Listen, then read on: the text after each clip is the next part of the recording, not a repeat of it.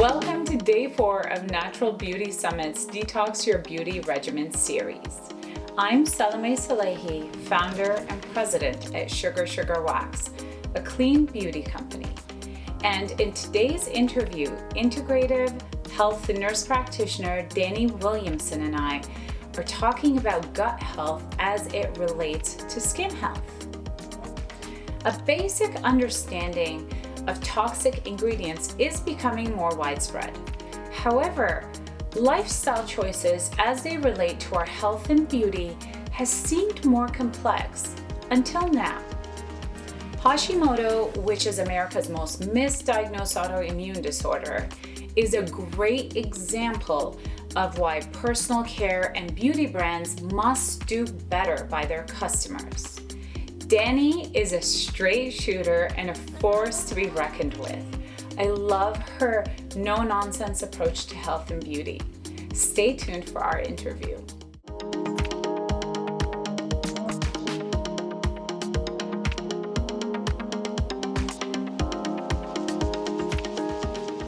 Everyone, I'm here with Dani Williamson, who's a nurse practitioner and has also founded Integrative Family Medicine in Tennessee. Now, I'm gonna let her talk a little bit more about that, but I'm super excited to have her. You might already know her from her YouTube channel and Sunday night service. We're gonna talk about that as well. But I'm just gonna dive right into it, because when we spoke, we talked about how you got into this space, Dani. That's right. And, one of the things that drove you into this space was a misdiagnosis, Hashimoto diagnosis. Yes. Which kind of led you down this path. And I would love to just get right in it. And if you can talk a little bit about that and how also the correlation between autoimmune and Hashimoto would be great. Or autoimmune and misdiagnoses in America. Hashimoto, right, you mentioned, is the number one most misdiagnosed autoimmune disorder in America. So let's undiagnosed, not misdiagnosed, undiagnosed. Undiagnosed. Right? So there's a difference, but it is the number one undiagnosed autoimmune disease in the United States. That is correct. And I was 10 years ago, I was a brand new nurse practitioner at my job, and I had gone back to school at 40, got out at 44. So I was an old new nurse practitioner. And I got this man as a patient, and he had hypothyroidism. And, I diagnosed him with hypothyroidism. We started him on a little bit of thyroid medicine, and he wasn't getting any better. I checked his labs, what I thought I needed to be checked. Well, anyway, come to find out, he comes back to me and he says, well, Dani, I have Hashimoto's. And I was like, what the heck is Hashimoto's? I mean, I was just out of school. I mean, I had heard about it, but I didn't know.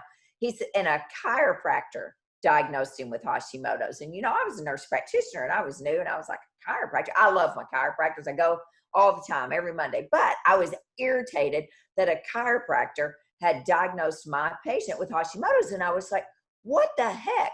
I knew it was an autoimmune disease, but I didn't know anything about it. So I went back to my notes because I just gotten out of school. So I had one slide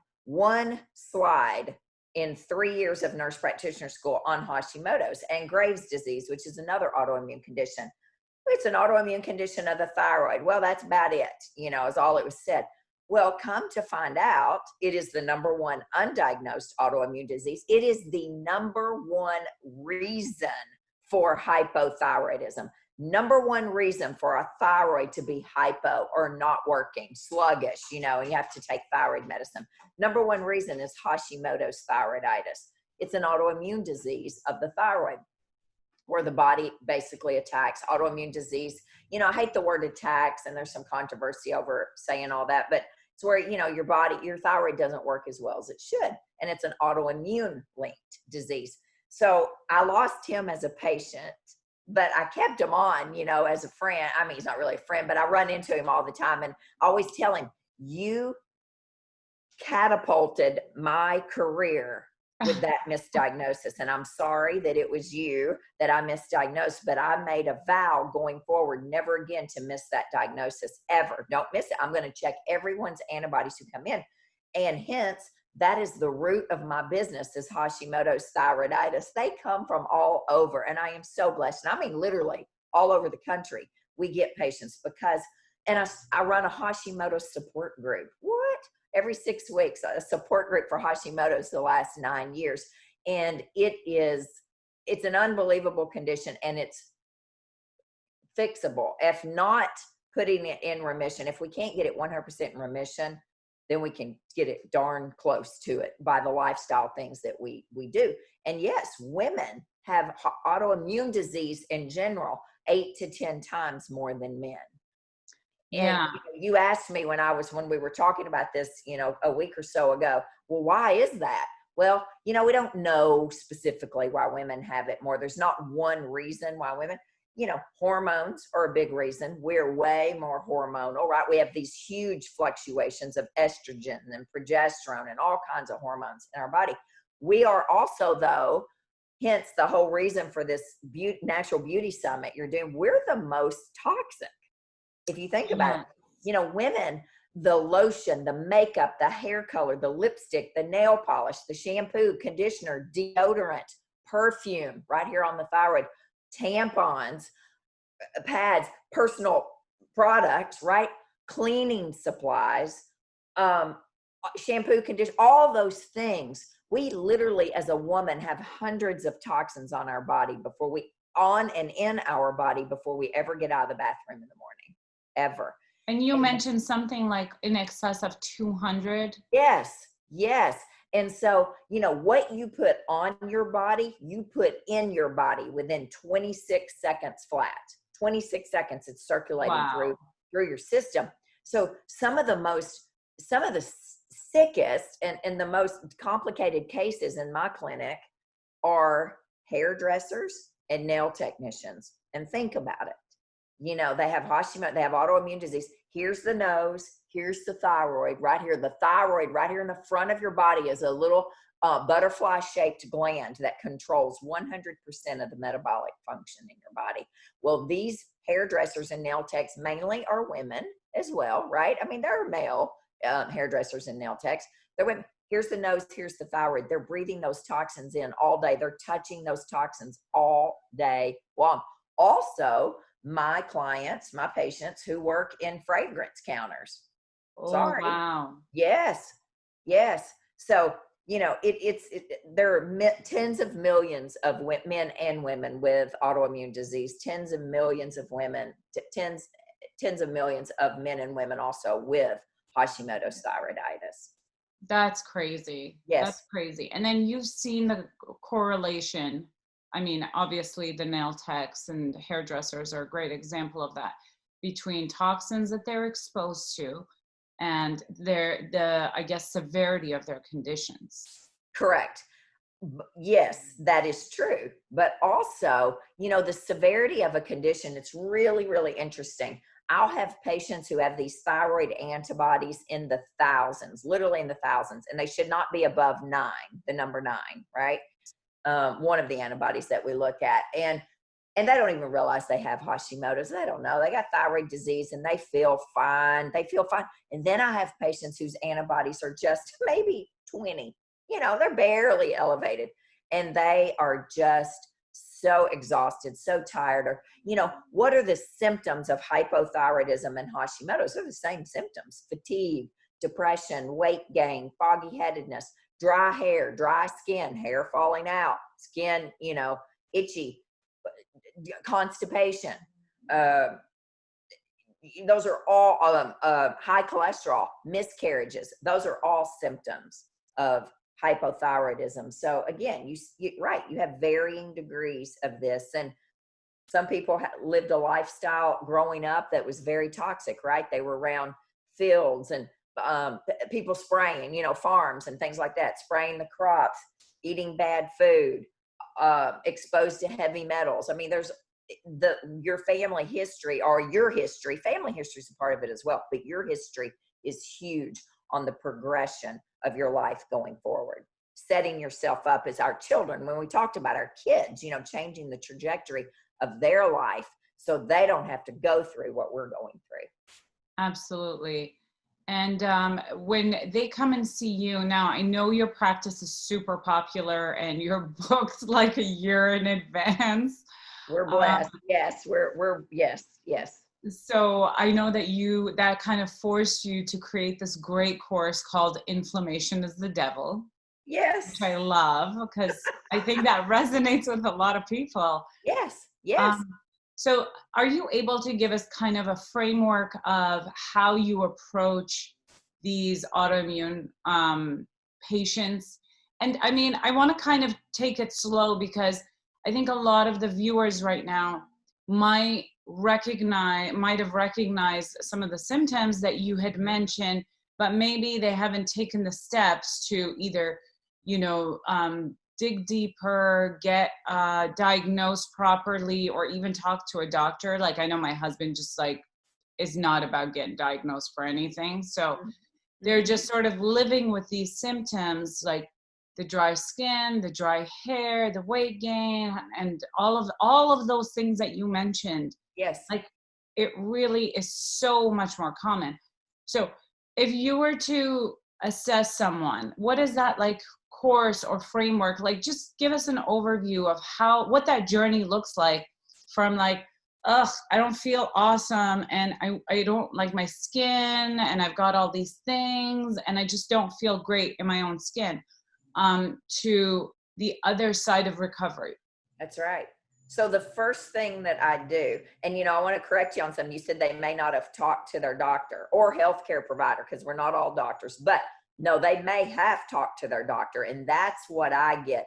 I get the patients who've been around this mountain for decades, sometimes, who have talked to their healthcare provider and said, I'm exhausted, I'm depressed, I'm gaining weight like crazy, I haven't changed my diet, etc.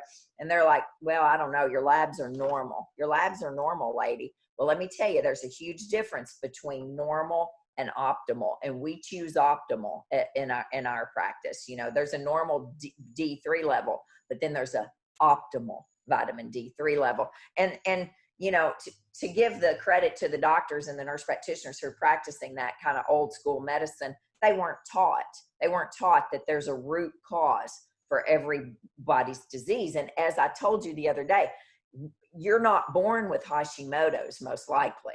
You turn that on through decades of dysfunction. And what I do, I wasn't born with lupus. I turned it on through 3 decades of irritable bowel syndrome and chronic itching and skin problems and things like that. I start patients immediately. The first thing I do is say, what are you eating? What are you eating? What's your diet like? Right? Are you eating the top 7 inflammatory foods in the country? Do you eat gluten? Do you eat dairy? Do you eat soy, corn, sugar, eggs, peanuts? Well, if you do, we need to cut those out right now for a minimum of 3 weeks. So we start with an elimination diet in my office, and we have a step-by-step plan how we do that. And that's actually talked about on that inflammation course, how we do it. I detox patients that can do it. But we start with diet because I'm going to pause you for 1 second, because all of those, like the dairy, the gluten, that's the basic American diet. What do you bet eat? it is. Like, it just feels like there's nothing you can eat. What are you? That's right. Well, that's what I hear every day. What am I going to eat? And I said, well, look, you're going to eat hundreds of foods. You're going to eat real 1 ingredient food. I wish I had a big bowl over here. And I'm looking at my bowl over there. There's butternut squash in it. There's oranges, apples, limes, pears. I mean, there's all kinds. That's 1 ingredient God-made food. A piece of chicken, salmon, turkey, pork. Right? That's 1 ingredient God-made food. There's no gluten, dairy, soy, corn, sugar, eggs, or peanuts in any of that. You're going to eat real food. And we teach people how to eat real food, not to stop opening up boxes, bags, cans, tubes, rolls. If your refrigerator and your cupboards, you open it up and you could get through a quarantine for 6 months without anything going bad, then you're eating fake, man-made, highly inflammatory, killing you food. And I'm going to tell you, right, that's the first thing I do. And people's eyeballs pop up about 10 centimeters wide. And they're like, you've got to be joking. We live in the South, so Cracker Barrel's our friend. And, I can't go to Cracker Barrel. Nope, sure can't. Now, you can't go to Cracker Barrel right now. Maybe you don't have a dairy sensitivity, but we're not going to know that until we eliminate those foods and then add them back in. I start with diet because it's key. You can take all the supplements in the world. You can remove all the toxic skin products you want. You can exercise all you want, but you can't out supplement, out exercise, out clean a bad diet. Can't do it. It's not possible. And it's the hardest thing you'll ever do is change your diet, because we are so emotionally connected to food. And everything we do revolves around a meal, right? A wedding, a baby, everything, a birthday. I mean, just anything. I had a bad day. Oh my gosh, I want a pizza today. All right. Well, just know that bite of pizza, if you're eating a traditional gluten cheese laden pizza, is creating systemic inflammation in your body. Dairy and skin go hand in hand. Dairy and skin conditions go hand in hand. So we start with the diet. And when people remove dairy, oftentimes I watch their eczema and their rosacea and their psoriasis and their chronic itching, like I had for several years, and their acne clear up.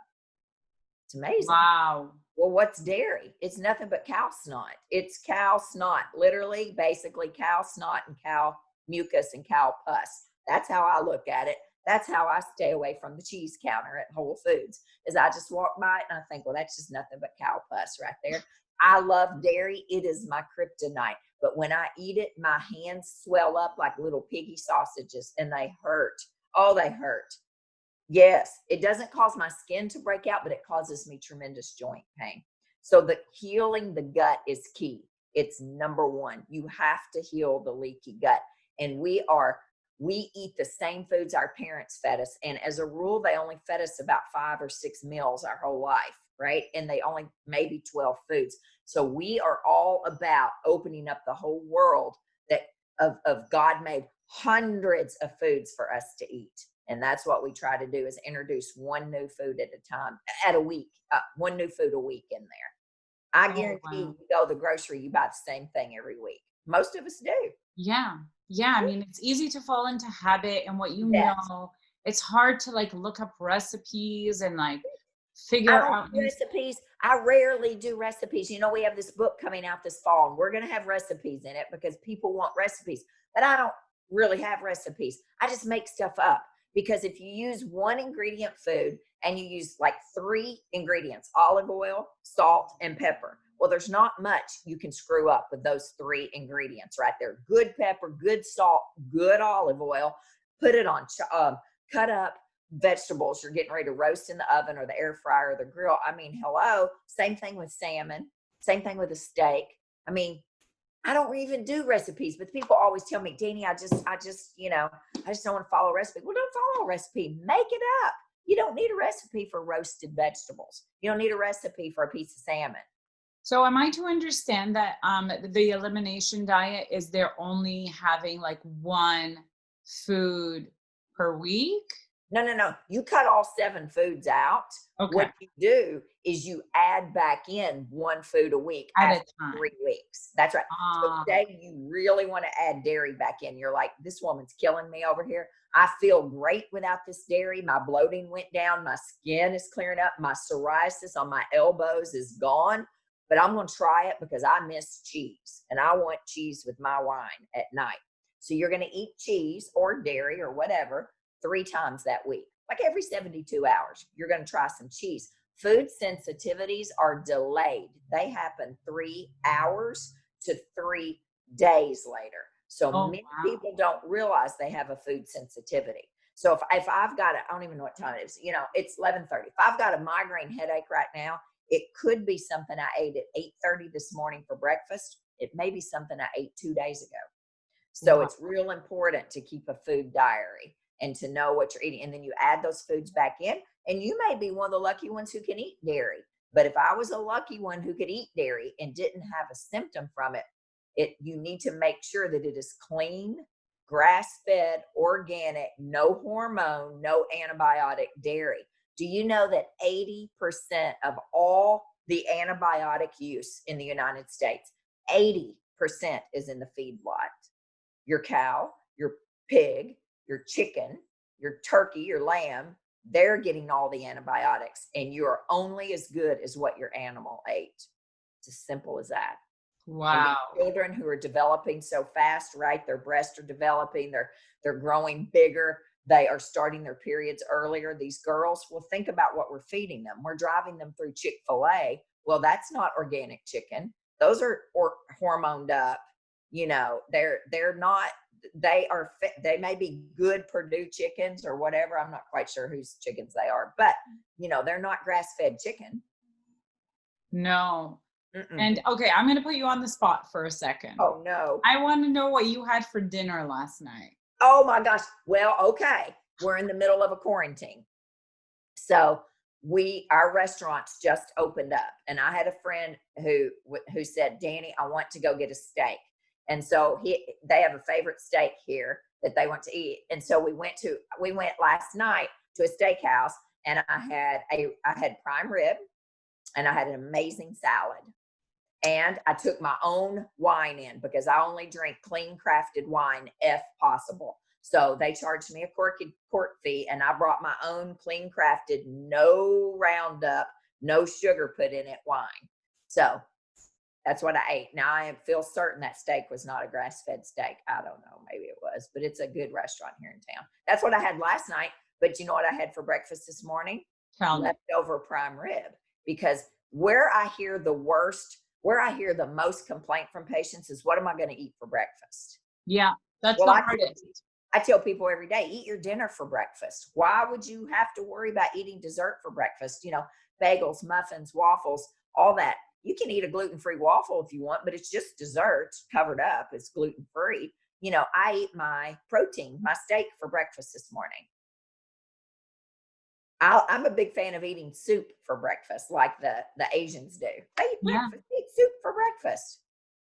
I tried the protein for breakfast thing, and it feels amazing. It's a little hard to sustain because, you know, you have to have the protein ready. Yes. Yeah.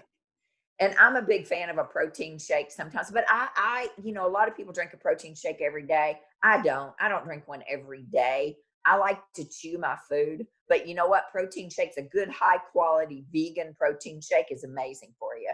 And somebody who's got a really compromised gut and a leaky gut, lots of symptoms of a leaky gut and lots of skin symptoms and bloating and gas and gurgling. Protein shakes sometimes are really good because you don't have to worry about breaking those down and digesting those. Yeah.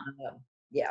So you start with the elimination diet, and from there you start to see a lot of the symptoms just like going away. You bet. Cooling down, going away.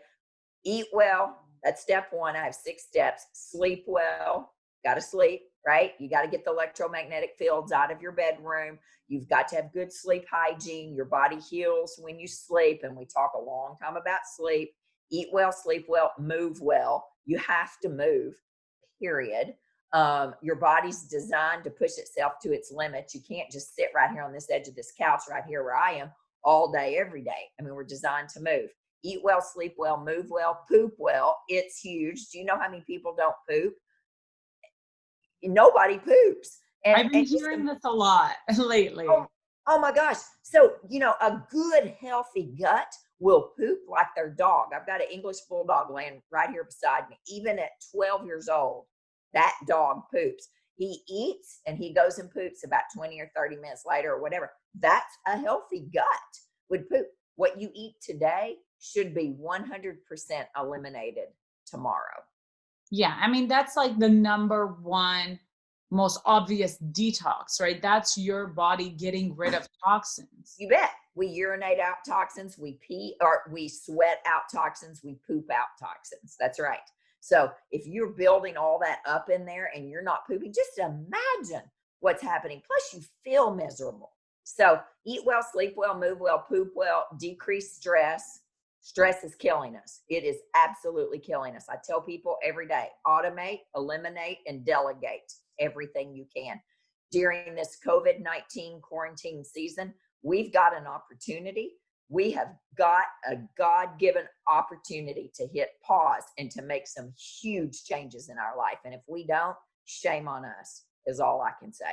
What are some of the changes that are easier to make right now, given that we're rooted in our homes? We don't have like a million places to be or a million things to do necessarily. And the stress is kind of high because, well, it's very high because it's just change, and change is always stressful. That's So, right. what are some of the changes that like you've been implementing, or you think that right now is a great opportune time to start implementing for a healthier, less toxic life?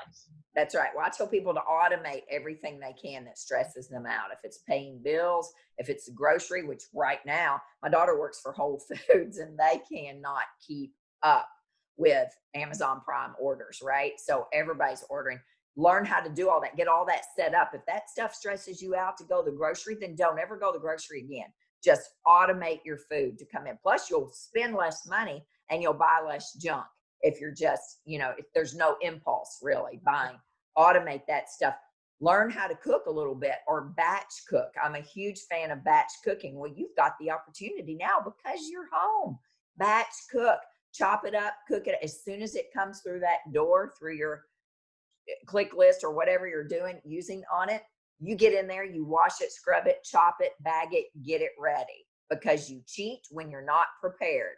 And I don't cheat with salmon and broccoli. That's for darn sure. I cheat with whatever I want. So, those are easy things that you can start to do during this time. If you're stressed out, I hear a lot of women tell me, Dani, my home is just a mess. It is a mess. Everything is a mess. I work full time. I've got kids. I have a husband, or maybe you're a single mom like me. Everything's a mess. Well, if you've got some time, instead of sitting on this couch, start cleaning out things. My house is not a mess, but my drawers were a mess and my No, closet. your house looks like out of a magazine from what I can see. It's so Well, perfect. I am I grew up with a mother who is a hoarder, like not quite, but almost. And I swore I would never, ever, ever live like that. And my kids have laughed and been mad at me their entire life because it doesn't stick around here. If it's not extremely useful or extremely beautiful, it's gone or bring me joy. So I don't have a lot to clean, but I had drawers. I clean, right during this time, take the time to do the things that stress you out when you come home, like clean out the drawers and the refrigerator and the freezer. I did a whole video. I was doing live clean outs of my refrigerators and freezers, and people were seeing all the mess that was stuck down in there. We got an opportunity. Don't mess it up, because when you do that, my fifth step is decreasing stress, right? So the stress goes down, and when you're under less stress, you have less inflammation in your body. I mean, chronic stress creates inflammation. And then the sixth step is cultivate community. Community is huge, and I talked about this yesterday on a Facebook Live. We had a going away party for one of the girls at my office, and we sat around the table and we had community, right? We ate together, we laughed, and we're having a hard time with that right now. But you can do that. You can do that in your neighborhood. You can get to meet your neighbors. I started this will be our 6th week tonight, for a neighborhood cookout where everybody's in their driveway, and we're kind of all scooted a little bit closer now, but we were all about 20 feet apart from each other. And we just talked. We've talked for 6 weeks. I've been here 7 years. We've never once done that.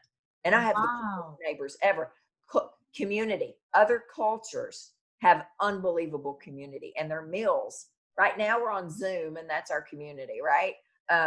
But once we can get back together, it's important to cultivate community, and it takes work. Somebody's got to be in charge of it. But to That's me, those are 6 steps, man. We are the loneliest community in the world right now. I mean, this is prior to COVID-19. We are the loneliest community, and we've put busyness above everything. So I'm a big believer. We got to slow down, and we got to get back to slow cooking, not fast food. We don't need to eat our food out of a drive-through window. Nope, nope, and nope. Need to be cooking at home in order to heal your body. And everything you talk about, your natural beauty and everything that you do, it all literally starts from the inside out.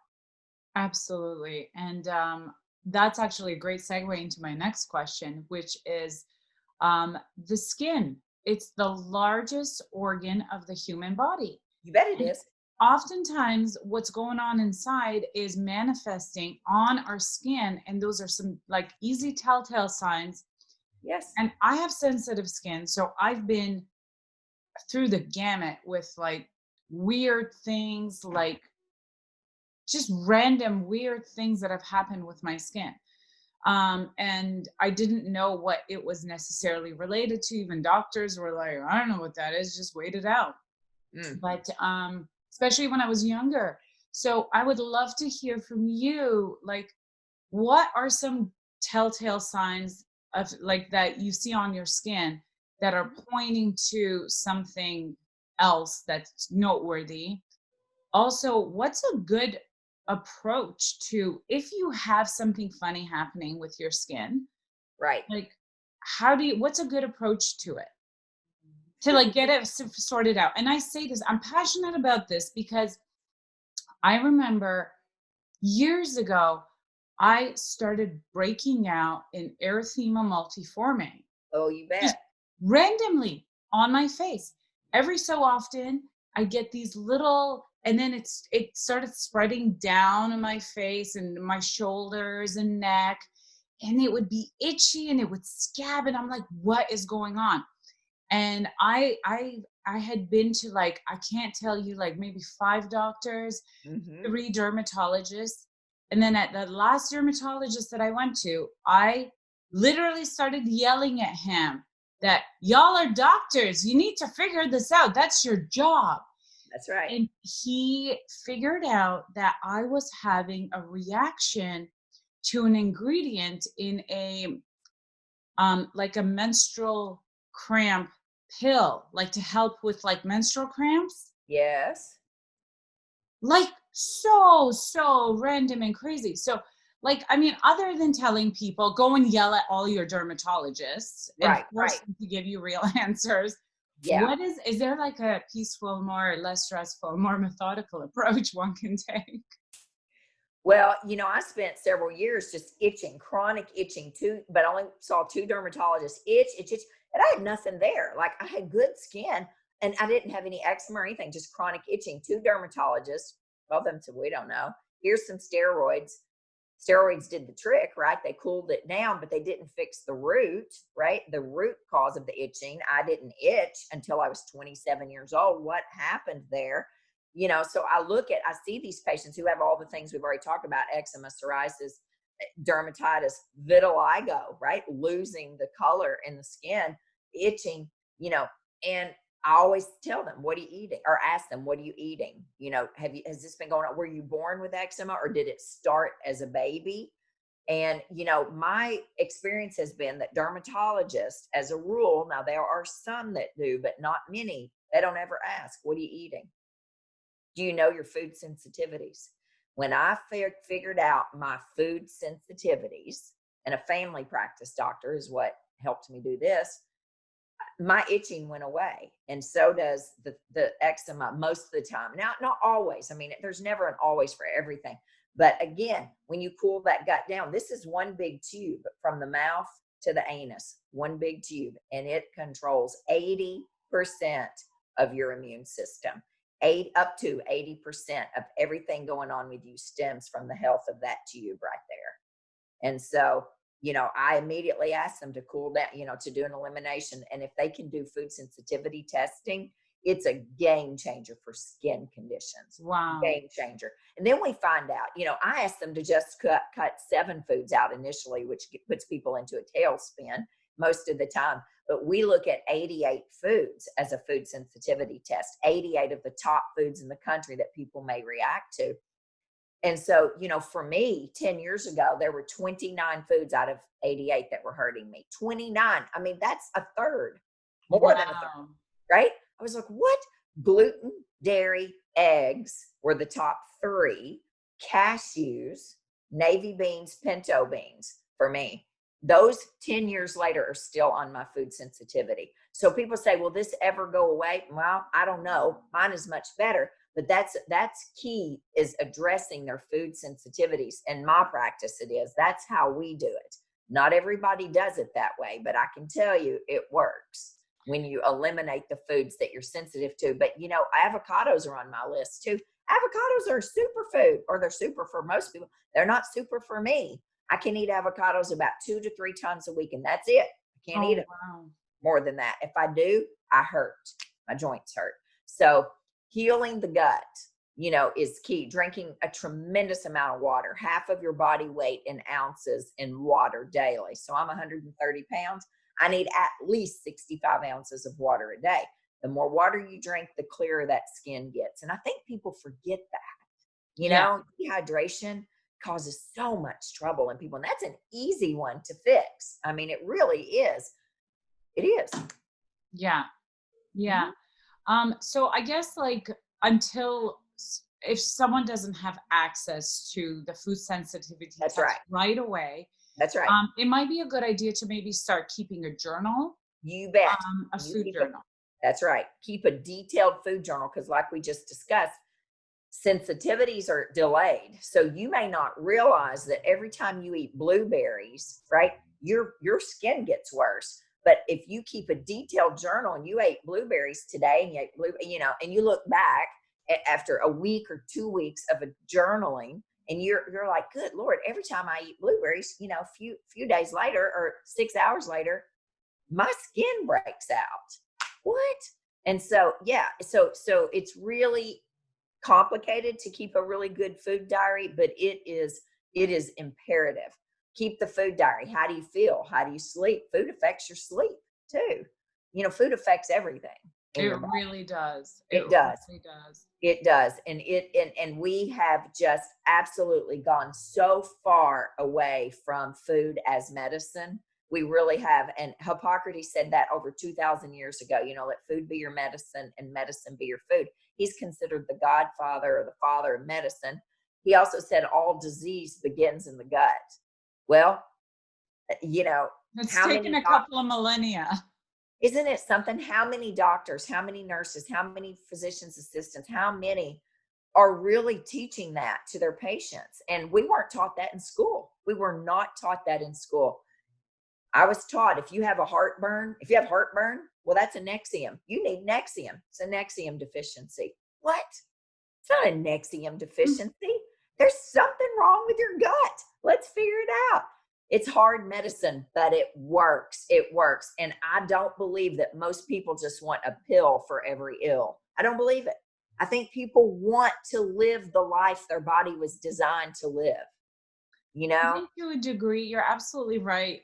To a degree, we've kind of been conditioned to add, not subtract. And I think that's one of the things that I'm hearing. Oh, I love that. That's great. I'm going to write that down. It's yours, Dani. Okay. But you know what I mean? I mean, I read in a book a while ago, and it was really, really new to me. What you don't put in your body is far more important than what you do put in your body. You bet. And we just have this attitude of, well, I'm going to have my ice cream and my chips and my fries and my pizza and my burgers and everything. Oh, and I'll just throw in some greens in my morning shake and I'm going to feel so much better. Yeah. But I love your approach of let's eliminate, really, really strip it down back to basics. Mm-hmm. And another thing you and I talked about today was also that men, some of the cases that you see with men. Yes. Because I know a lot of the things that we've been talking about have been a little bit more focused on women, but you also see a lot of men. I do. And they have some of the same things. So can you just touch on that? What are some of the similarities and differences? Well, they have the same gut issues we have. Just like yesterday, I had a new patient. I've seen his wife for years, and he's put off coming to see me. He has Crohn's disease, right? Irritable bowel disease, where he bleeds, bloody diarrhea, things like that. Stress, ton of stress. He's very high strung like I am. And it was a telehealth like this visit. And I was like, oh yeah, I'm going to like you. I already knew I would because I adore his wife. But,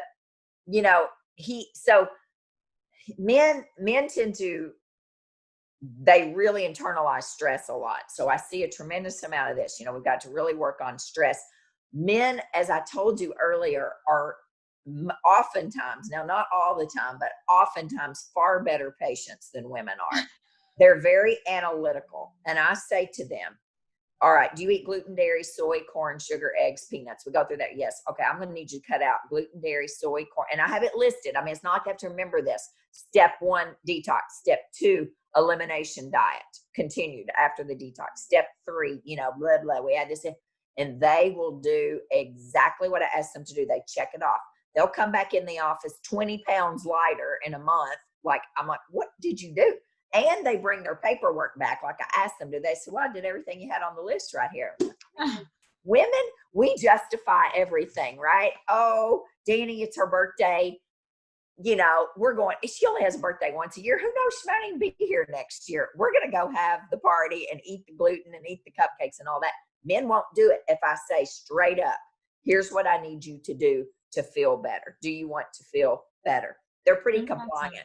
And they will take their pills, their supplements, right? I'll say you need a probiotic or whatever. Everybody's different. They all need something different. But when I list out what they do it. They just do it. But also men, most men, when they're tired at night, what do? They get up and go to bed. What does a woman do?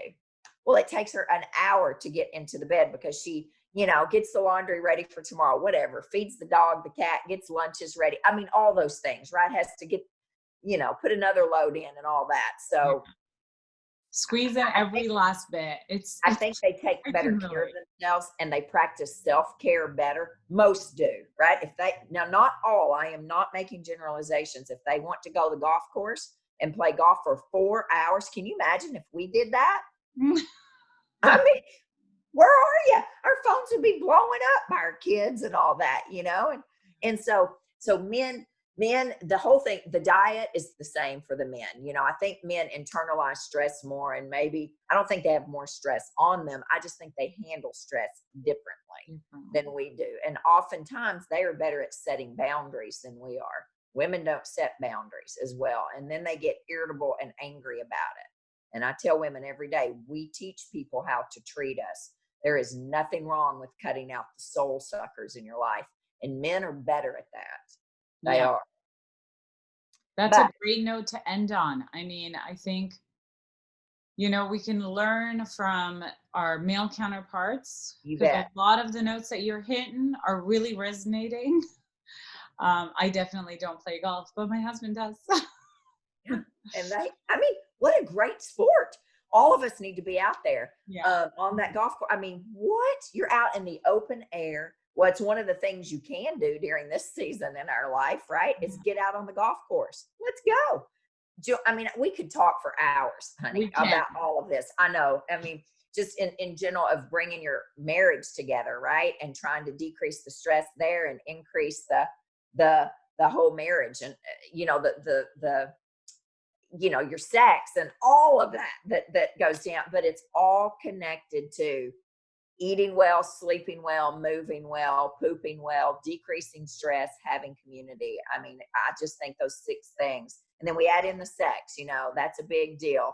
And I talk a whole lot about that in the office because there's a whole lot of couples not. And yeah, that's a shame. Yeah, absolutely. Well, thank you so much for being with us. You've touched on so many things.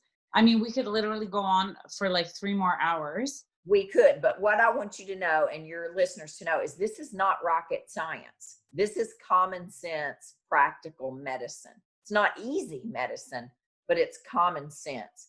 Garbage in equals garbage out. It's as simple as that, right? I mean, Dr. Mark Hyman says what's at the end of your fork is way more powerful than what's at the bottom of your pill bottle. Always remember that. Your body is worth it. Your body is a temple. You are worth and worthy of being 150%. And we're not broken. You may feel broken, but you're not broken. I am living proof that our body is designed to turn around and heal itself. But you got to give it what it needs. We have miraculous bodies. And if you don't give it what it needs, you can't expect it to keep doing the same old thing and get a different result, right? You got to take the effort, make the effort to make the changes. And I'm telling you, when you do, there's no going back. You won't care that you're not eating gluten anymore or whatever it is, that you're sensitive to. You'll feel so good and you will have the life that you were designed to live. And when mama's feels better, dad too. I mean, dads, we love all them. But when mama's 150%, the entire family is 100%. Absolutely. Absolutely. Dani, you are awesome. Thank you for our viewers. If you want to see more of her, check out her YouTube channel. I'll include the link. Dani Williamson Wellness. Dani Williamson Wellness. Mm-hmm. And Dani, did you have something you wanted our audience to check out?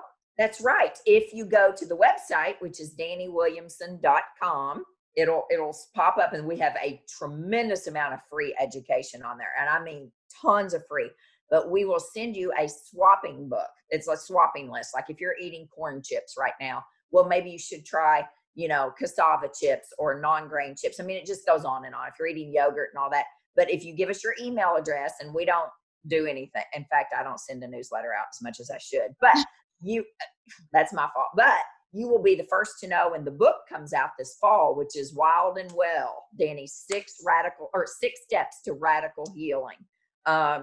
But you'll also know when we're, doing promotions and things like that. But you'll get a free swapping book. It's an ebook. You can print it. It's not that long. It's only like 6 or 8 pages long. But DaniWilliamson.com, real simple. Yeah. And all the YouTube stuff's on there as well. But yeah, they can get the free ebook. And yes. That's awesome. Thank you. I think the swapping thing is absolutely brilliant because like having options is so important when you're trying to make change. You bet. And again, we only eat about 12 foods our whole life. We have hundreds of foods to eat out there. So just start opening your eyes up to what's actually in the grocery or the farmer's market, right? You say, well, I've never eaten bok choy before. I'm going to eat some bok choy. It came in my box. I get a box every week from Misfits Market, Ugly Food. It's ugly food, organic, non-GMO that won't make it to the shelves. And they sent bok choy in last month. I was like, I don't even want to do this. I grilled it on the grill. I just put olive oil, salt, and pepper, put it straight on the grill. Do you eat bok choy? I love bok choy. What? Well, I never eat it. Oh my gosh, it was amazing. My neighbors were all like, we want your bok choy. I'm like, sorry, we're on a quarantine. You can't eat my bok choy over here. But I sauteing it with some garlic and like a dash of soy sauce. I could literally eat like 3 pounds of that, and that'll be my meal. It's so good. And those of us who don't eat soy would use coconut aminos, which is exactly like soy sauce, because do you know that pretty much 99.9% of all soy sauce, and I don't have a soy sensitivity, so I could eat soy if I wanted, have gluten in it. Gluten's in soy sauce. Yeah. What? But Bragg's is not. That's exactly right. But I use Trader Joe's coconut aminos. It's my all-time favorite. I buy it like 3 bottles at a time. Have you ever used it? No, I love everything at Trader Joe's, but I haven't used that. It's like $3 for a bottle. It looks just like regular soy sauce. It is unbelievable. And it's coconut aminos. Doesn't taste like coconut. I love it. Like soy sauce. Okay, we learn something new every day, guys. Thank you so much, Dani, for joining us. You're amazing. Check her YouTube out and just like take in the resources, you guys. This is the time that you have an opportunity to make some change. Take advantage of what we're giving you and just do it for yourself to feel better. You bet. Thanks, Dani. Thank you for all you're doing. Thank you.